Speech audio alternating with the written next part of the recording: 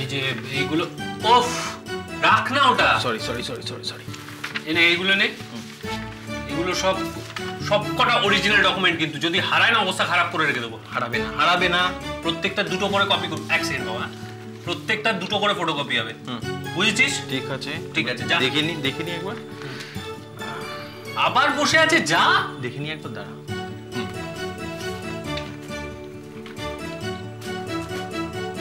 উত্তীয়, আমি ভাবছি 75 টাকার টিকিটটা 100 টাকা করে দেবো। যা, কি যে বলো, অতগুলো টাকা দিয়ে লোকে কেন আমার শো দেখতে আসবে? হ্যাঁ, সে আসবে কি আসবে না পরে দেখা যাবে। আর ভালো কথা, তোমার ওই হল ভাড়াটা এখনো ধরা হয়নি। হ্যাঁ হ্যাঁ, এ কি একটু জল দেবে? হ্যাঁ আমি দিচ্ছি।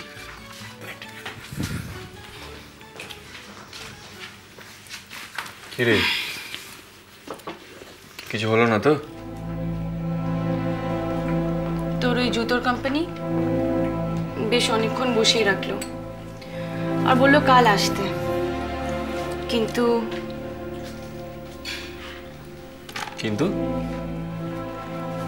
আমাদের ওই কেক আর পেস্ট্রির কোম্পানিটা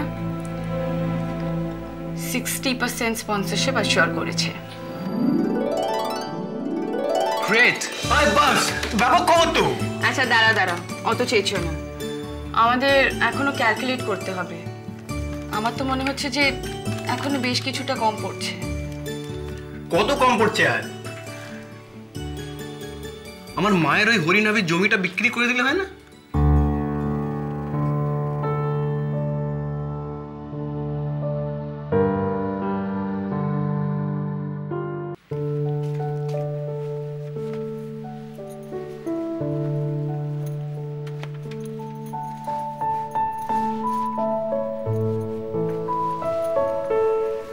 সুচরিতা, ওরে বাবা, কি রে তোরা? উফ, বুড়ো মানুষ, আমি যদি ভিড়মি খেয়ে পড়ে যাই খুব ভালো হয় না? খুব চমকে গেছেন না? বাবা চমক বলে চমক, এখনো বুকের মধ্যে কে জানি হাতুড়ি পিটছে। জল খাওয়া বাবা। বাপরে,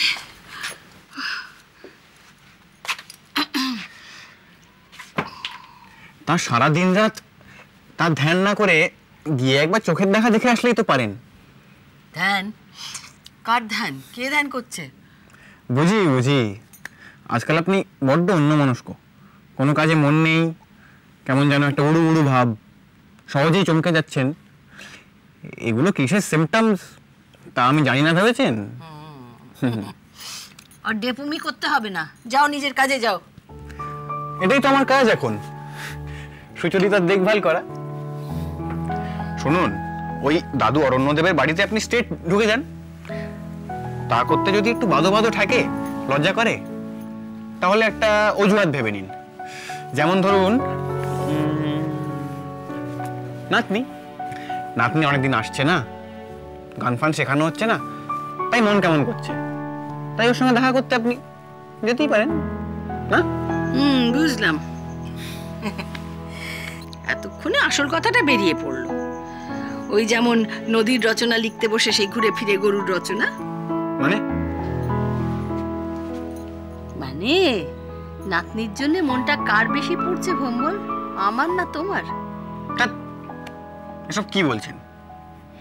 ঠিক আছে, একটা কাজ করি বড় মা, একটা টেলিফোন করে বলি যে অনেকদিন আসনি, এসে একটা গান শিখে যাও, কেমন?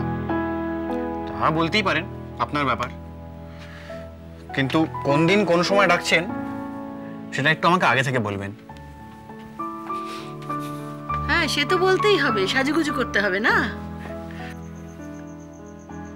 না, চেষ্টা করবো সেই সময় বাড়িতে না থাকার। কোনো অশিক্ষিত রাস্তার ছেলের মুখোমুখি পড়ে যাতে ওনাকে অস্বস্তিতে পড়তে না হয়, তারই চেষ্টা করব।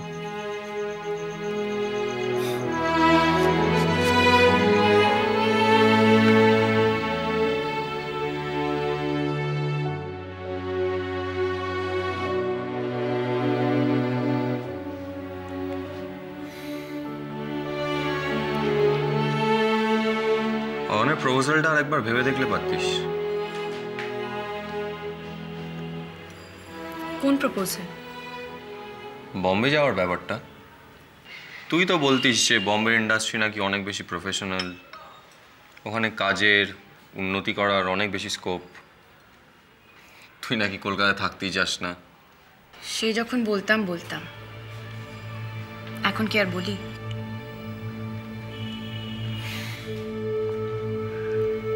কিন্তু অন যদি চলে যায় তুই ওকে মিস করবি না?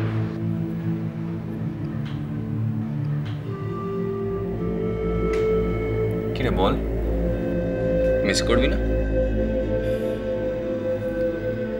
পিকুদের বাড়ির হুলো বেড়ালটা রোজ খাওয়ার সময় দুবেলায় এখানে আসতো। বেড়াল আমার দু চোখে সহ্য হয় না, সেটা থামি খুব ভালো করে জানে, কিন্তু তাও আদিক্ষেতা করে মাছের কাটা ফাটা দিয়ে ভাতের সাথে মেখে ওকে খাওয়াতো। সে চুপচাপ খেয়ে চলে যেত। গত সপ্তাহ থেকে আর আসছে না। থামিকে পিকু বলল যে হুলো বেড়ালরা নাকি মাঝে মাঝে এরকম বেপাত্তা হয়ে যায়। তখন মনে হলো যে যাক, বাঁচা গেছে, ওকে আর দেখতে হবে না। কিন্তু এখন মনে হচ্ছে যে আমি হুলোটাকেও মিস করছি। তার মানে তুই কি বলতে চাইছিস? ওই হুলো বেড়ালটাকে যতটা মিস করবি অয়নকেও ততটাই? না, আমি বলতে চাইছি যে যা কিছুতেই আমরা অভ্যস্ত, সেটা যাই হোক না কেন, সেটা যদি হঠাৎ করে আমাদের জীবন থেকে মুছে দেওয়া হয়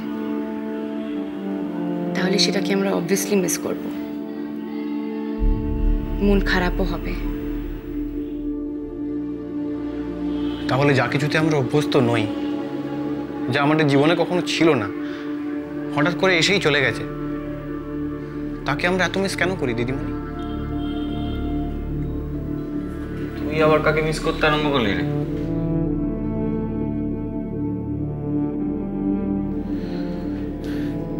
সেদিন যখন রাস্তায় বাঁধ ভেঙে দেওয়া গাইছিলাম, একটা মেয়ে আমার দিকে তাকিয়েছিল। এমন বড় বড় কালো কালো চোখ আমি আগে কখনো দেখিনি, জানো। সেদিন থেকে ওই চোখ দুটো এত মিস করছি না।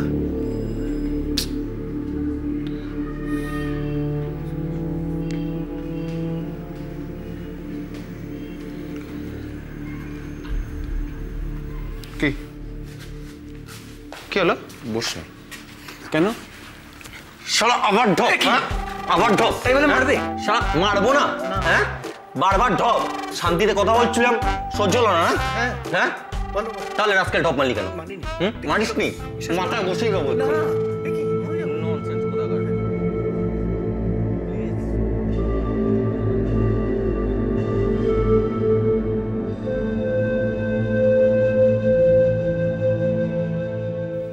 বাবার কর্তৃত্বের দিন শেষ, তুই আমার উপর ছেড়ে দে না। শক্ত হাতে হাল ধরতে হবে। একটা কথা মনে রাখিস, এটা শুধু মান ইজ্জতের ব্যাপার নয়। সোনার তরীর ভাবমূর্তিটাই আমার, তোর, ছোটনের, আমাদের সবার মূলধন। গানিরো